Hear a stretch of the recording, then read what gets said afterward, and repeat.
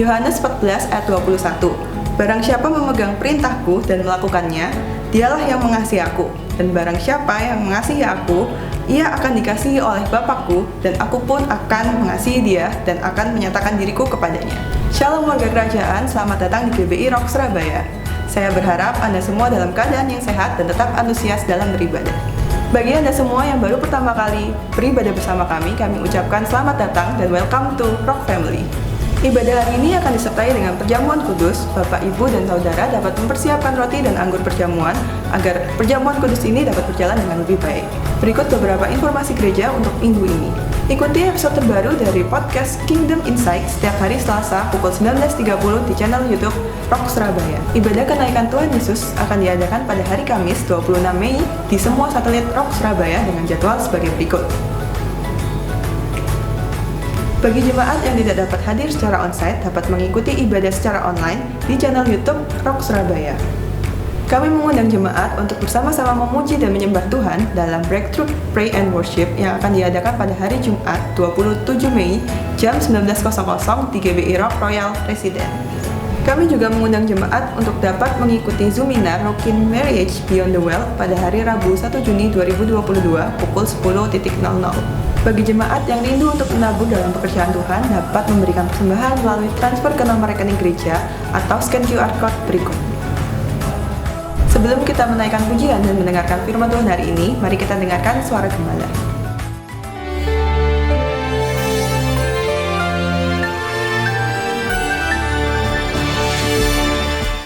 Shalom warga kerajaan. Masih tentang rahasia obedience to the king. Kita masih ingat ada seorang perwira di Kapernaum, perwira Romawi ya, yang dipuji oleh Tuhan Yesus. Saya bayangkan, bukan dipuji manusia, yang membuat Tuhan Yesus kagum. Sebab dia berkata, just say one word, berikan saja atau perintah, satu kata, pasti hambaku sembuh. Sebab aku sendiri seorang bawahan, aku ada di bawah otoritas. Dan di bawahku juga ada otoritas. Ada hamba, ada prajurit. Oh, berkata apa prajurit ini? Maju perang, mereka akan pergi. Dan kepada hambaku, angkat barang ini, dia akan lakukan. Dan ada satu rahasia luar biasa di sini. Obedience to the king. Dia tahu bahwa Yesus adalah seorang raja di atas raja Romawi yang dia layani. Karena sesuatu yang berbahaya sekali. Sebab dia menyebut Yesus sebagai Lord. Dia bisa dibakar hidup-hidup.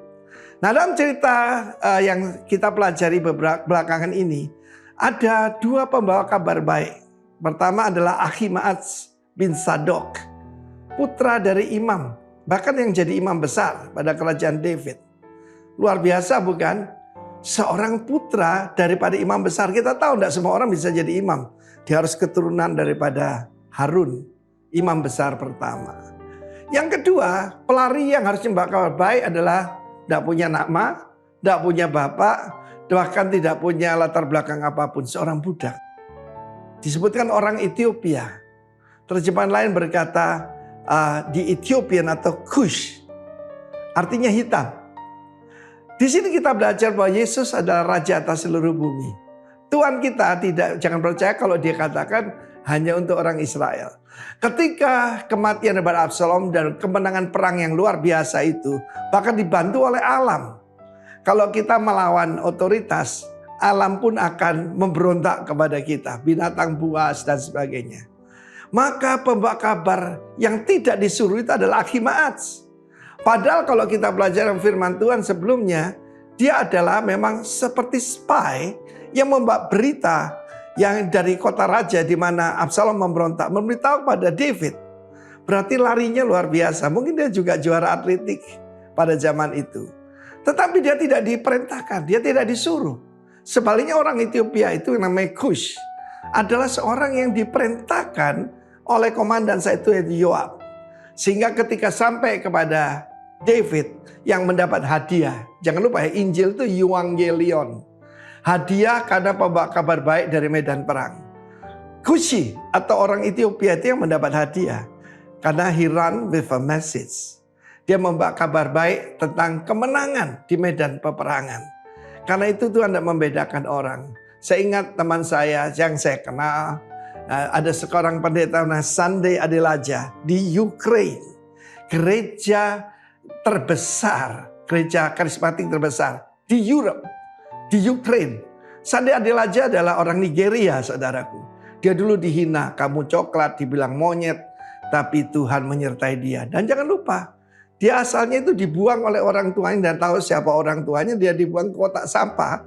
Ada orang menemukan dia, dan Tuhan mengangkat dia luar biasa. Luar biasa di Sunday Adelaja dipakai Tuhan. Karena itu bukan karena warna kulit, bukan karena pangkat, bukan karena kedudukan, tetapi siapa yang mengutus kita. Kalau saya tidak diutus Tuhan untuk pergi ke Bali dan tidak ada hari ini, saudaraku. Percayalah, saya tidak mau jadi Ahimaaz yang bergerak cuma karena semangat. Tidak, tetapi karena perintah dari Sang Raja. God bless you. Amin. Demikian suara gembala minggu ini kiranya dapat menjadi berkat bagi kita semua. Mari kita berdoa. Tuhan, terima kasih Tuhan atas hari ini Tuhan. Terima kasih atas segala penyertaan-Mu dalam hidup kami Tuhan. Terima kasih atas segala kebaikan-Mu dalam hidup kami Tuhan. Tuhan, kalau sebentar lagi kami ingin memulai ibadah kami hari ini Tuhan, kiranya Engkau memberkati ibadah kami ini Tuhan, dari awal, pertengahan hingga akhirnya Tuhan, supaya hanya nama-Mu saja yang dapat dipermuliakan Tuhan. Engkau berkati juga para pelayan yang melayani Tuhan dalam hari ini Tuhan, kiranya apapun yang mereka lakukan ini Tuhan dapat berkenan di hadapan-Mu Tuhan. Terima kasih Tuhan, hanya di dalam nama-Mu kami sudah berdoa dan mengucap syukur, haleluya. Amin.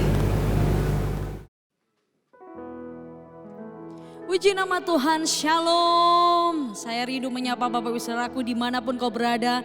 Mari saat ini beribadah dengan antusias dan bersukacita, sebab Tuhan hadir dan siap melawat Anda dan saya. Yang percaya katakan amin. Yang percaya beri tepuk tangan sorak-sorai kemuliaan bagi Tuhan kita, haleluya.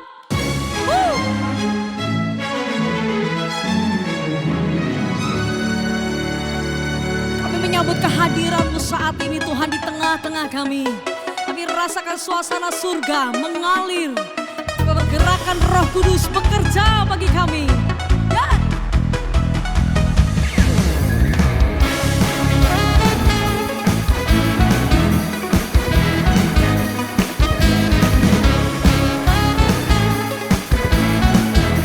Setiap kita yang percaya katakan, Tuhan Engkau hadir, kuasa-Nya mengalir, melawat setiap hati kami. Roh-Mu membebaskan, Roh-Mu membangkitkan, kebesaran-Mu dinyatakan, diselamatkan untuk menyembah. Datanglah kerajaan-Mu di dunia, di hadapan tatamu seluruh jiwa menyatu, nyanyikan pujian.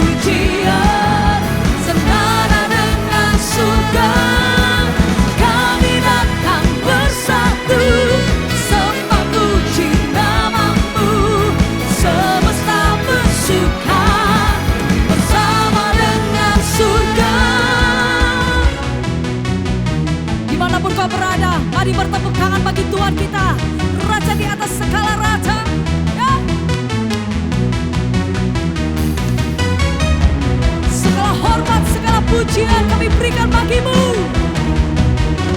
Amin.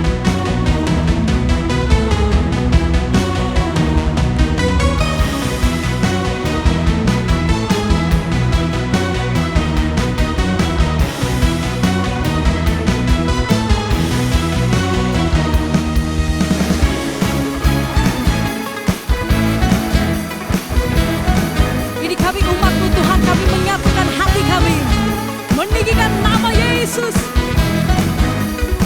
Oh yeah. Engkau dahsyat Tuhan. Sama-sama katakan. Di hadapan tatamu seluruh jiwa menyatu, nyanyikan pujian senada dengan surga. Kami datang bersatu, sembah puji namamu. Semesta bersuka bersama dengan surga. Di hadapan tatamu seluruh jiwa menyatu, nyanyikan pujian senada dengan surga. Kami datang bersatu, sembah puji namamu. Semesta bersuka bersama dengan surga.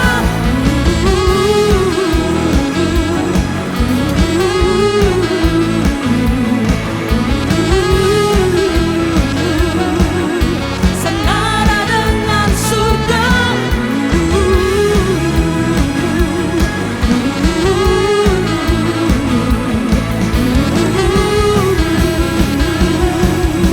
Senada dengan surga. Sorak-sorai bagi Yesus.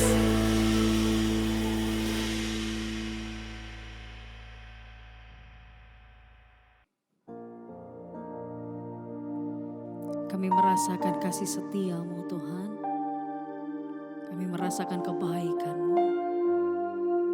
Betapa hati kami bersyukur punya Tuhan seperti Engkau. Kasih-Mu bersemi di hatiku, sungguh indah dan mulia. Damai-Mu bersemi di hatiku, tenggelamku di hadirat-Mu. Engkau terindah, termegah, termulia, termanis. Oh Yesusku, hadirat-Mu menghanyutkanku, bawaku dekat padamu.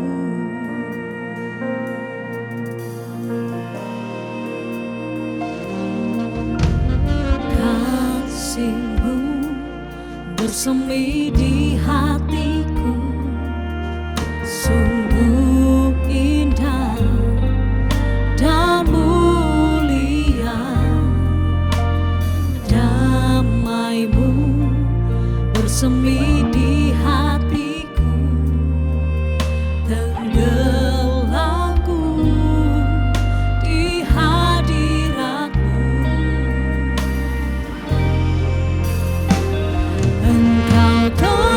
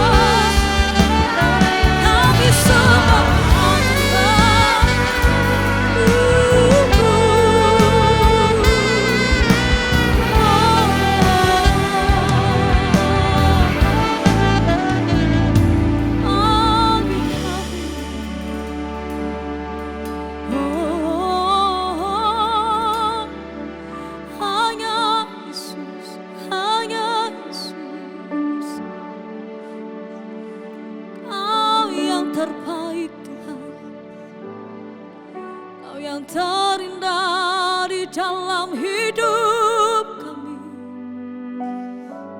Terima kasih Tuhan.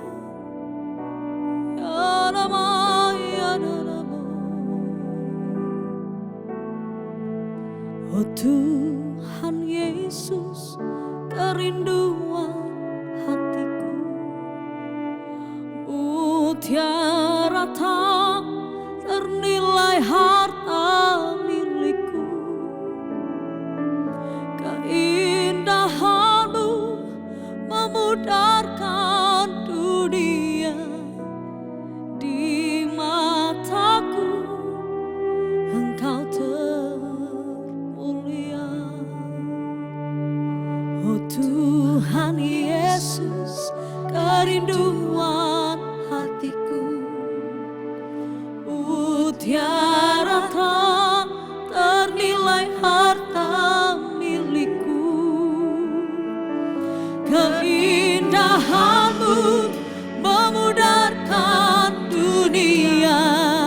Oh di mataku Engkau termulia.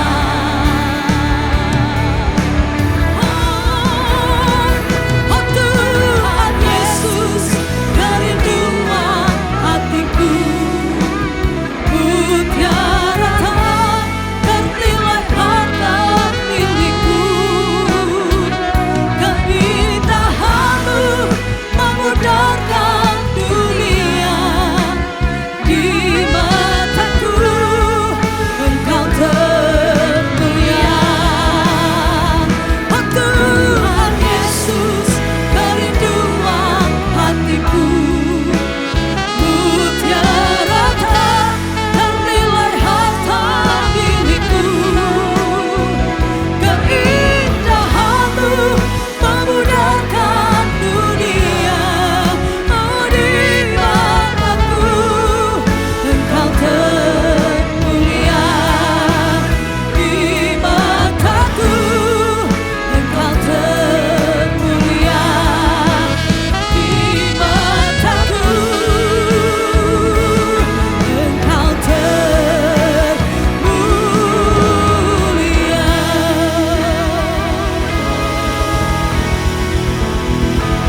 Inilah ungkapan isi hati kami Tuhan. Kami mau nyatakan, kami mau percaya bahwa Engkau satu-satunya Tuhan dan Juru Selamat kami. Tuhan yang kami sembah, Tuhan yang kami tinggikan. Berbicaralah di tengah-tengah kami saat ini. Kami percaya firman-Mu itu yang menguatkan setiap kami. Kami siap diberkati Tuhan. Dalam nama Tuhan Yesus yang percaya katakan, amin. Shalom saudara, senang sekali berjumpa dengan Anda di kebaktian online GBI Rock Surabaya. Saudara, hari ini saya ingin memberikan judul apa yang saya sampaikan, saya sharingkan dengan judul sikap dalam melayani Tuhan. Saudara, tema besar gereja kita bulan ini adalah obedience to the King.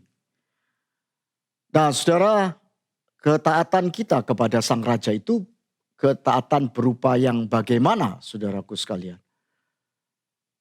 Nah, kita punya perintah atau golden rule, kasihilah Allahmu dengan segenap hati, segenap jiwa, dengan segenap kekuatan.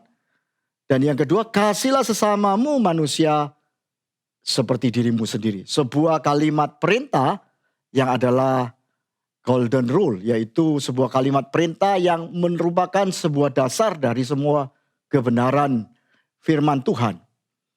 Nah saudaraku, mengasihi manusia seperti diri sendiri, biasanya kita terjemahkan dengan cara kita melayani Tuhan atau melayani sesama.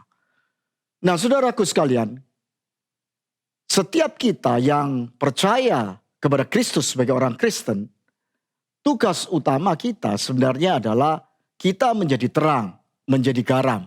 Alias melalui kehidupan kita ada efek positif. Yaitu bila mana orang melihat kita, perbuatan kita, kebaikan kita, dan mereka mengenal Tuhan kita. Melayani Tuhan tentu saja tidak harus di gereja, tetapi di semua tempat saat di mana kita ditempatkan atau kita berada. Namun hari ini saya ingin lebih khususkan saudaraku sekalian bagaimana sikap kita melayani Tuhan khususnya di pelayanan di gereja. Saudaraku sekalian, tentu saja bila mana kita melayani Tuhan di gereja ada standarnya, ya. Ada standar operasional prosedur, semacam kegiatan manajemen di dunia sekuler yang juga punya standar-standar. Seperti juga setiap kita yang melayani, misalnya sebagai guru sekolah minggu, sebagai pemain musik, dan lain sebagainya. Tentu ada persyaratan-persyaratan khusus selain sudah dibaptis, tapi ada persyaratan-persyaratan yang lain. Nah saudaraku, SOP itu atau standar operasional prosedur itu hanya mengenai hal-hal yang bisa diukur secara hal yang kelihatan. Ya, kalau Anda pemain musik, ya harus bisa bermain musik. Kalau Anda singer, song leader, ya tentu saja Anda harus bisa bernyanyi atau bisa punya talenta bernyanyi. Saudaraku sekalian, namun sikap hati tentu saja tidak ada SOP-nya karena sikap hati tidak bisa distandarisasi. Nah, itu sebabnya saudaraku bagaimana attitude kita, bagaimana sikap kita dalam melayani Tuhan. Bagaimana kita, saudaraku, yang kita percaya kepada Tuhan dan berharap apa yang kita lakukan itu meninggikan nama Tuhan. Saudara, banyak orang punya kemauan, tapi tidak punya kemampuan. Tetapi juga ada banyak orang yang punya kemampuan, tapi nggak punya kemampuan. Alhasil saudaraku sekalian di gereja, di dalam pelayanan itu banyak simpang siur, tumpang tindih, hal-hal yang bukan the right man on the right place. Artinya saudara Anda sebagai seseorang kadang-kadang karena punya kemauan, Anda pelayanan di semua bidang tetapi tidak maksimal. Atau ada orang yang punya talenta yang luar biasa, tetapi dia hanya melakukan hal-hal yang biasa saja oleh karena dia mungkin tidak punya kemauan untuk tampil atau untuk melayani dengan baik di tempatnya. Saudaraku sekalian, itu sebabnya hari ini kita belajar untuk siapapun kita boleh melayani dengan sebuah sikap yang benar, yang baik.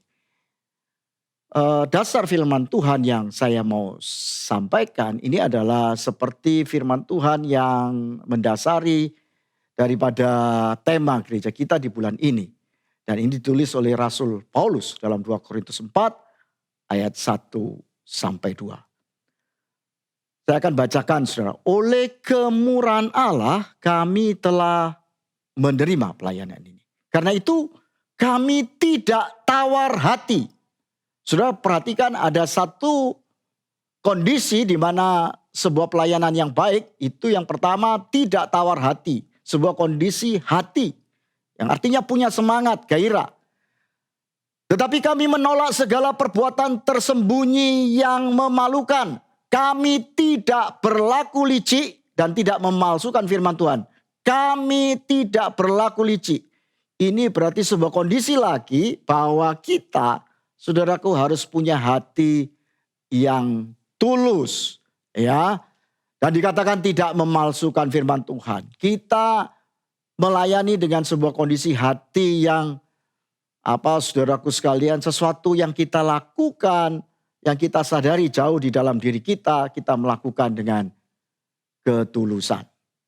Nah, sebaliknya kami menyatakan kebenaran dan dengan demikian kami menyerahkan diri kami untuk dipertimbangkan oleh semua orang di hadapan Allah. Perhatikan saudara, hal yang ketiga adalah kita itu transparan untuk dinilai siapapun ya orang yang di sekitar kita. Artinya dalam pelayanan kita saudaraku sekalian, kita bukan sekedar melayani untuk menaikkan citra diri kita, tetapi di mana kita juga saudaraku sekalian transparan untuk dinilai orang. Jadi ada 3 kondisi, yaitu hati kita yang penuh semangat, kemudian ketulusan hati alias tidak licik, dan yang ketiga kita sadar diri untuk terbuka dinilai siapapun. Itulah kondisi sikap hati yang benar di dalam melayani Tuhan, saudaraku. Namun dalam sebuah kenyataannya, saudaraku, kita semua tahu, termasuk saya tahu, bahwa kebanyakan kita sebagai manusia dalam pelayanan seringkali kita mengalami hal-hal yang dimana, saudaraku, kita kecewa. Ya. Kenapa? Seringkali, saudaraku, kita kecewa karena apa yang kita lakukan dengan sungguh-sungguh misalnya tidak diapresiasi. Atau saudaraku, sebagai seseorang yang kita berkata bahwa saya melayani ini, ya memang seharusnya saya mendapat penghargaan. Nah saudara, ketika kita punya motif seperti itu yang menurut dunia tidak salah mestinya, maka kemudian muncul dari sikap seorang pelayan adalah kemudian memunculkan, saudaraku sekalian, pencitraan, yaitu menampilkan sesuatu hanya hal-hal yang baik saja dari dirinya, tetapi menyembunyikan hal-hal yang tidak baik. Nah kemudian muncul yang kemudian firman tadi dikatakan memanipulasi firman. Artinya saudaraku, kadang-kadang kita mulai tanpa sadar memakai firman Tuhan itu untuk kemudian hanya menampilkan kebaikan dan menutupi keburukan. Dan kita tidak terbuka alias anti kritik. Itulah yang kenyataan yang seringkali terjadi. Nah saudaraku sekalian, tentu saja tidak ada sesuatu yang kita jumpai ideal seperti yang Rasul Paulus tadi katakan. Namun di sini kita belajar, saudaraku sekalian, bahwa ketika kita mau melayani Tuhan, kita juga harus mempunyai sikap hati yang tulus. Sehingga saudaraku, pelayanan kita menjadi pelayanan yang kemudian orang-orang bisa merasakan pelayanan itu. Dan hidup kita yang melayani itu betul-betul dirasakan merefleksikan kebaikan Tuhan. Oke saudara, dalam pelayanan seperti itu seringkali orang berkata kita mesti dewasa rohani ya. Dalam pelayanan itu dewasa rohani. Apakah benar saudaraku dalam pelayanan diperlukan kedewasaan rohani? Secara teori ya. Tetapi saudaraku, kedewasaan rohani sekali lagi itu bukan sesuatu yang bisa diukur saudaraku. Nah dan bukan hanya itu, kedewasaan rohani itu tidak terjadi instan. Lalu itu harus diusahakan dan bersifat, kedewasaan rohani itu bersifat gradual. Artinya meningkat seiring dengan waktu, seiring dengan kita mau belajar, kedewasaan rohani itu meningkat. Dan itu pembelajaran seumur hidup kita. Jadi saudaraku, sekali lagi bahwa memang dibutuhkan kedewasaan rohani. Spiritual maturity. Tetapi kedewasaan rohani sekali lagi sesuatu yang relatif yang tidak bisa diukur. Sehingga seperti yang saya katakan tadi, kalau menurut saya siapapun yang ingin melayani, kita hanya bisa mengukur hal-hal yang kelihatan secara prosedur manajemen, prosedur yang baku yang bisa dilihat. Tetapi secara kerohanian adalah tanggung jawab setiap kita mengkoreksi diri kita sendiri. Siapapun tidak bisa. Ya, selain kemudian kita peka terhadap pimpinan Roh Kudus, lalu kita menjadi rendah hati untuk koreksi firman Tuhan. Nah, saudara, kita masuk kepada apa yang saya katakan tadi, kondisi hati kita. Yang pertama, sekali lagi saudaraku, diperlukan motivasi hati yang murni. Kita nggak bisa semangat saudaraku. Dan semangat kita itu hanya sementara saja ketika kita nggak punya motivasi hati yang murni. Semangat kita itu hanya kalau ada apresiasi seperti yang saya katakan. Saudara, firman Tuhan berkata diberkatilah orang yang suci hatinya karena ia melihat Allah. Jadi saudaraku, sebuah kondisi hati itu adalah concern, perhatian di Alkitab. Dan dikatakan saudaraku, dengan hatilah kita bisa melihat Allah. Artinya kita bisa merasakan kebaikan Allah. Kebaikan Tuhan dalam diri kita. Orang saudaraku sekalian itu bisa menyadari kalau kita melakukan sebuah perbuatan baik walaupun itu kecil. Jika kita lakukan dengan kemurnian hati. Tetapi orang juga bisa merasakan bahwa kalau kita punya motif-motif hati tertentu.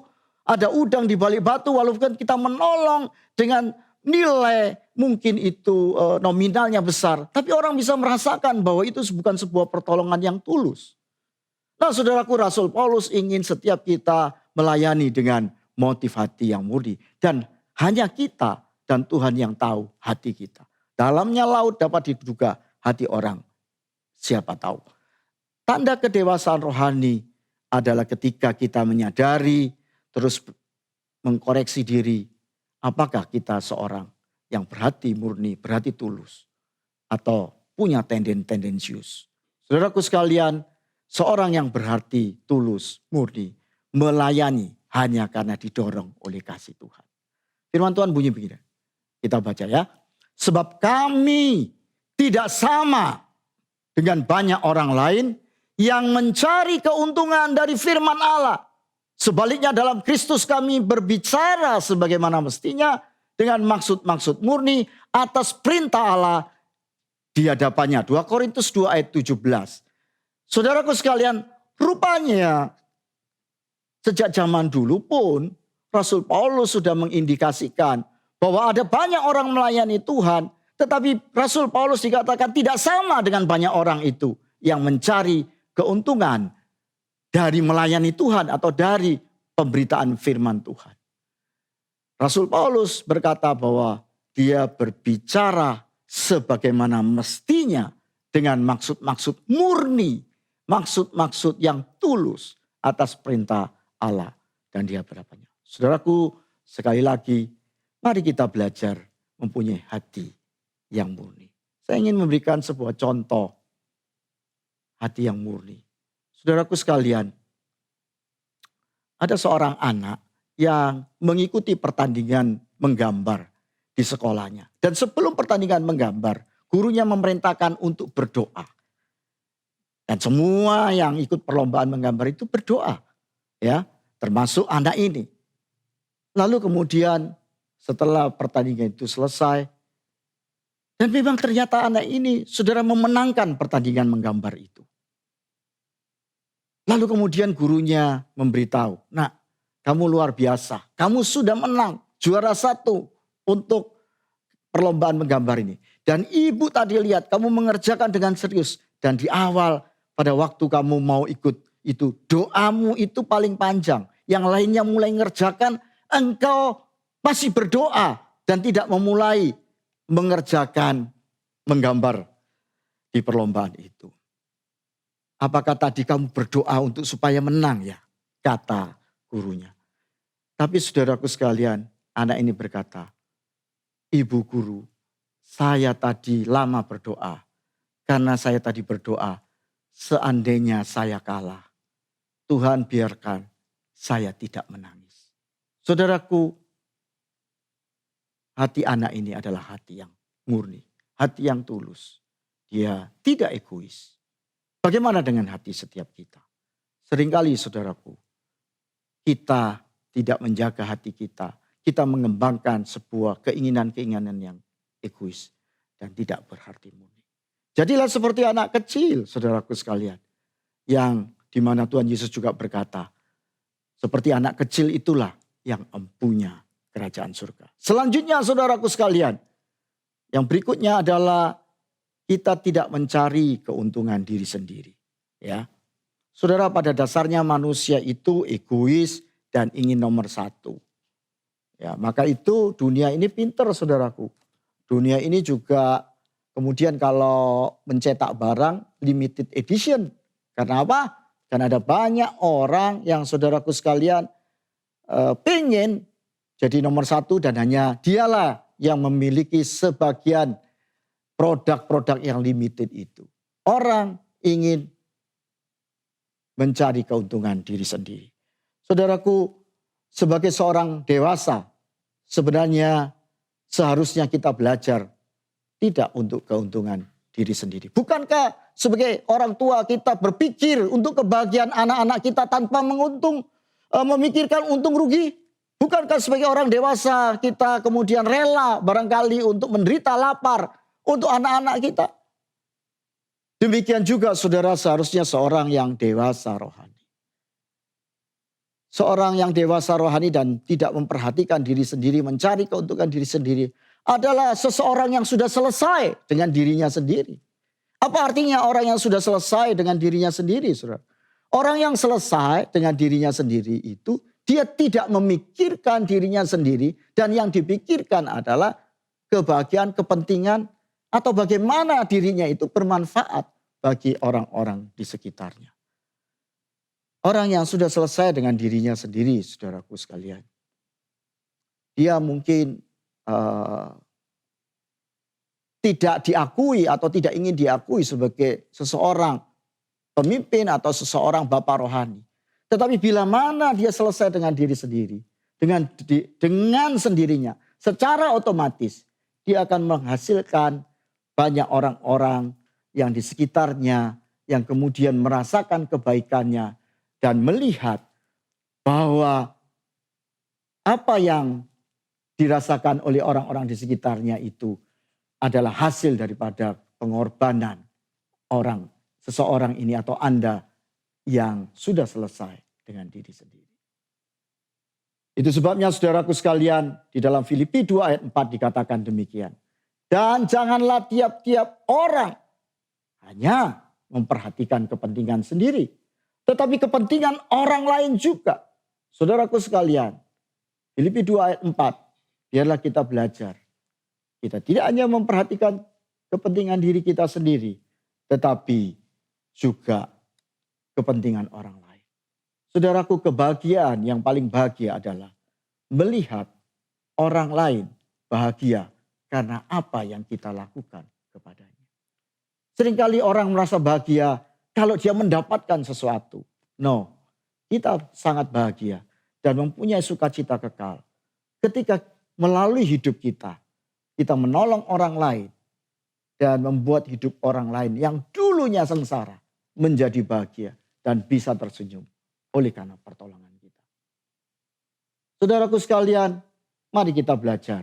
Yang kedua adalah melayani, tidak mencari keuntungan diri sendiri.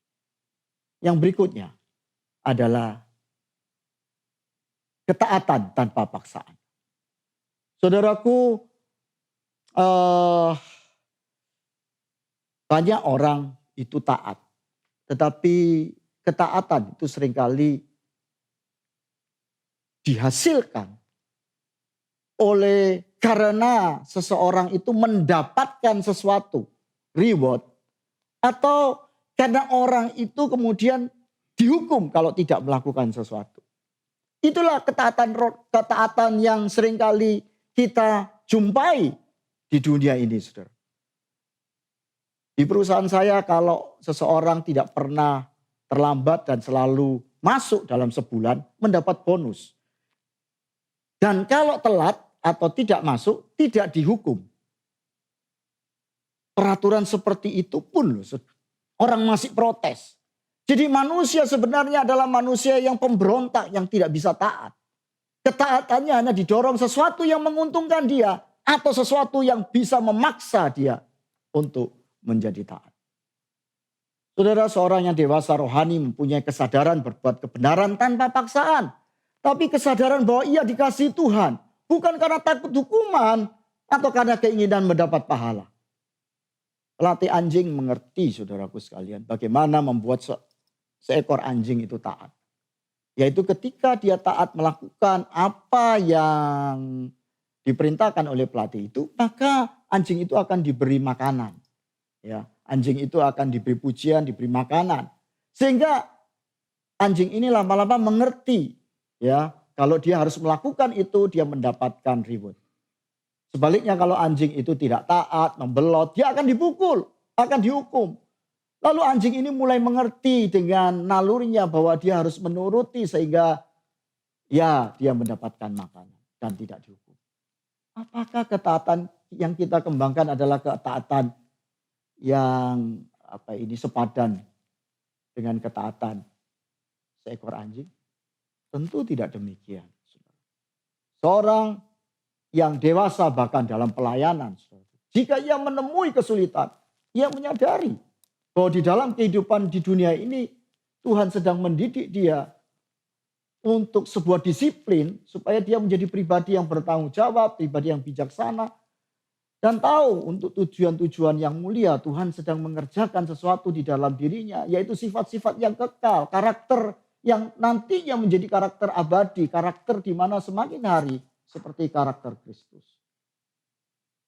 Jadi saudara, saya percaya bahwa ketika kita belajar untuk kita melakukan segala sesuatu tanpa paksaan, kita memang mendisiplin diri. Dan sebuah kedisiplinan itu memang adalah mengandung sebuah ketaatan itu juga mengandung ketidaknyamanan. Dan itu harus kita sadari, saudara. Dan ketika kita boleh mengerti bahwa semua sebenarnya kita lakukan oleh karena Tuhan, maka saya percaya pelayanan kita, saudaraku, akan pelayanan yang efektif. Ya, bunyi firman Tuhan dalam Titus 2 ayat 11-12 demikian. Karena kasih karunia yang menyelamatkan semua manusia sudah nyata. Ia mendidik kita, perhatikan, Tuhan mendidik kita supaya kita meninggalkan kefasikan. Saudaraku sekalian, Tuhan mendidik kita. Dan keinginan-keinginan duniawi. Dan supaya kita hidup bijaksana, adil, beribadah di dalam dunia sekarang ini. Beribadah ini bukan pergi ke gereja. Beribadah itu ketika kita terbiasa mendisiplin diri. Kita melakukan dengan refleks sebuah tindakan-tindakan kebaikan dan kebenaran. Ketaatan tanpa paksaan. Seorang olahragawan paham ini. Dia punya refleksi. Ya, seorang pemain bulu tangkis misalnya, backhand itu bagaimana, menerima pukulan kayak ini bagaimana refleksnya. Demikianlah juga dengan setiap kita. Tuhan sedang mendidik kita untuk dalam proses-proses kehidupan mungkin tidak nyaman, tapi kita mau tetap rela sehingga ketaatan dengan kerelaan walaupun sedikit menyakitkan kita, itu adalah sebuah kebaikan untuk kita. Anda setuju? Itulah saudaraku sekalian, 3 hal ya yang harus kita pahami. Ya, yang pertama tadi hati yang murni, kemudian tidak mencari keuntungan diri sendiri dan ketaatan tanpa paksaan.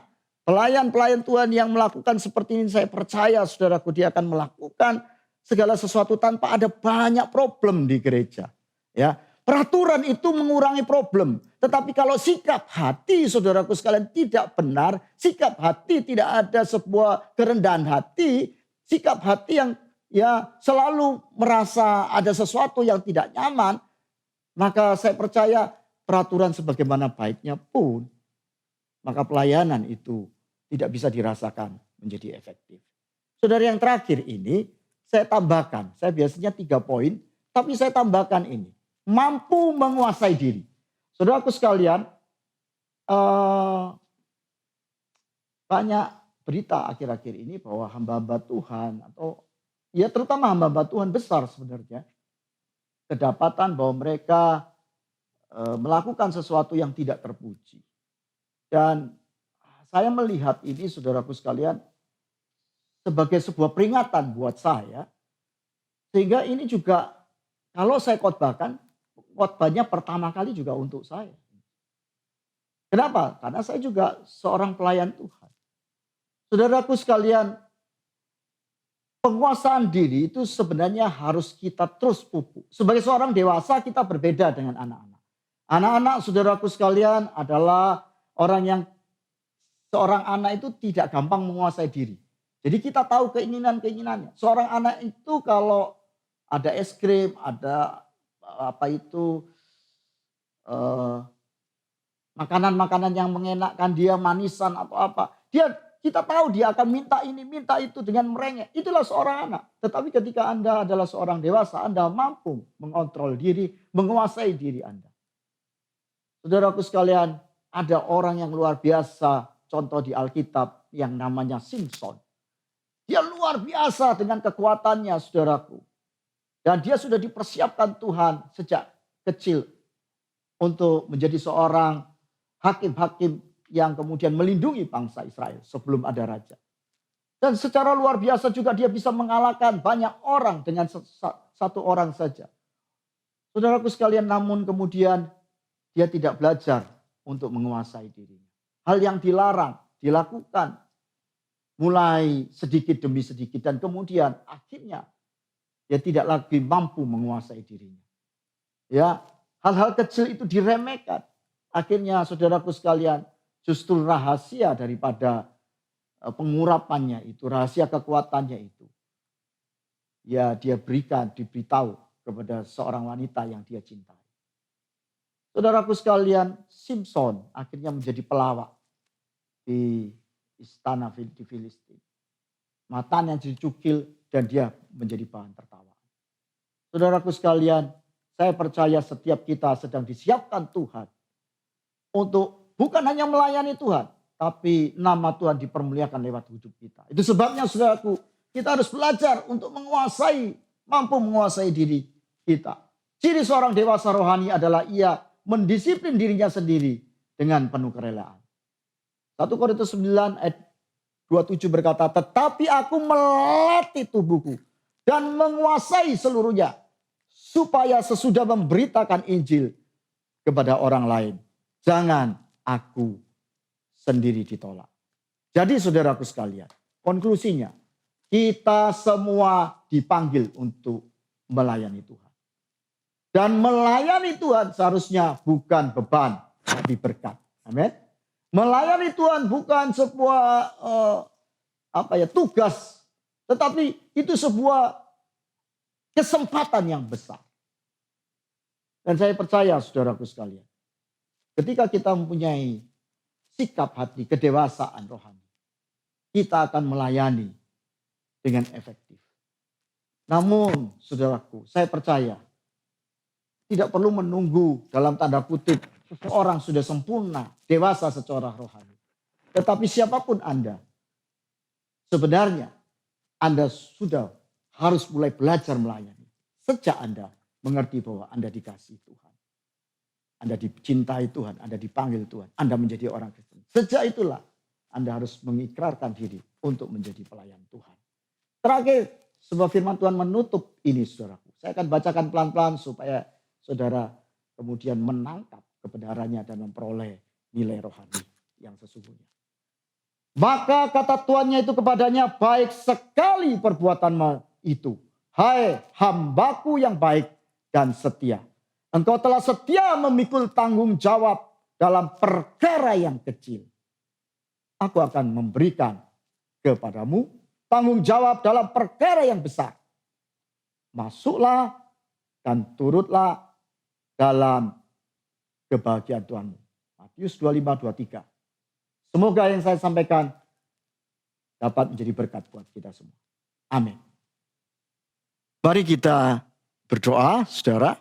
Saya percaya kita semua mempunyai kerinduan untuk melayani Tuhan. Terima kasih Tuhan, kami sebenarnya tidak layak. Apalagi kami melayani Raja di atas segala Raja. Tetapi Engkau sudah melayakkan setiap kami. Dan kami percaya Engkau akan terus memperlengkapi orang yang punya kemauan, keinginan dengan tulus hati melayani Engkau. Kami percaya Engkau akan memakai setiap kami. Dan bukan hanya itu, kuasa Roh-Mu yang kudus juga akan melengkapi kami. Sehingga setiap pelayanan kami disertai juga dengan kebaikan-Mu dan tanda-tanda ajaib. Terima kasih Tuhan. Di dalam nama Tuhan Yesus, kita yang diberkati sama-sama katakan, amin. Haleluya, saudara, sekali lagi kita masuk di dalam momen yang luar biasa. Kita akan bersama-sama memakan roti dan minum anggur yang diperintahkannya untuk dilakukan, untuk mengingat apa yang dia sudah kerjakan dan apa dia yang sudah lakukan buat kita semua. Yaitu bagaimana dia datang, dia mati, dia mengorbankan nyawanya. Tapi tidak stop sampai di situ. Dia membayar dosa kita, dia bangkit dari kematian dan menganugerahkan kuasanya oleh kasih karunia dan kebenarannya bagi kita semua.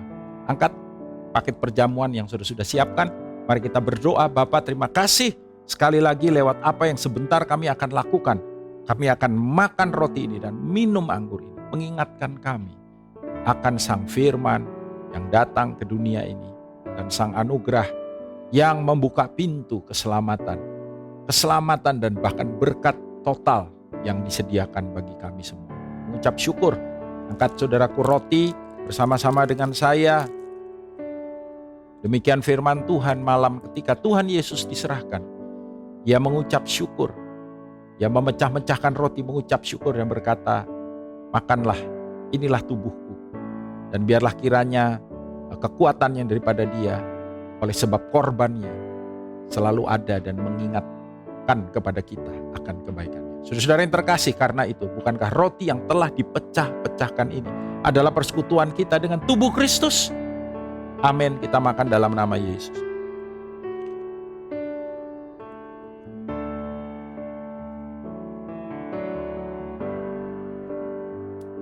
Angkat cawan bersama-sama. Demikian juga ia mengambil cawan yang berisi anggur.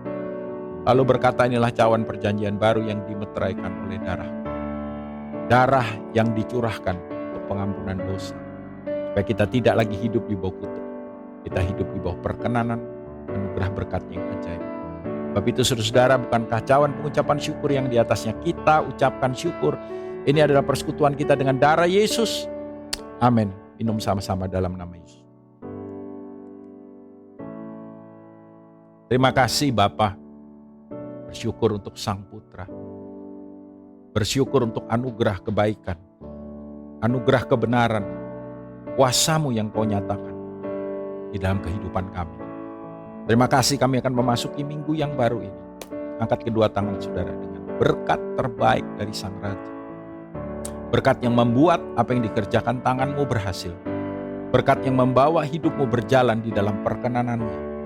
Berkat yang menjaga dan melindungi engkau dari semua yang jahat. Dan berkat yang membuat hidupmu senantiasa mempermuliakan nama. Di dalam berkat nama Bapa, Putra, dan Roh Kudus, nama Tuhan Yesus Kristus yang berkuasa, semua yang percaya sudah diberkati. Katakan sama-sama, amin, amin, amin. Tuhan Yesus memberkati saudara, haleluya. Terima kasih sudah beribadah bersama kami di GBI Rock Surabaya. Kami percaya kita semua dapat diberkati pada hari ini. Bagi jemaat yang memerlukan bantuan doa, informasi komsel maupun pelayanan lainnya, dapat menghubungi nomor hotline Rock Surabaya. Mari kita juga share link ibadah ini untuk dapat menjadi berkat bagi lebih banyak orang. Jangan lupa untuk follow, like, and subscribe semua sosial media Rock Surabaya. Happy Sunday and God bless you.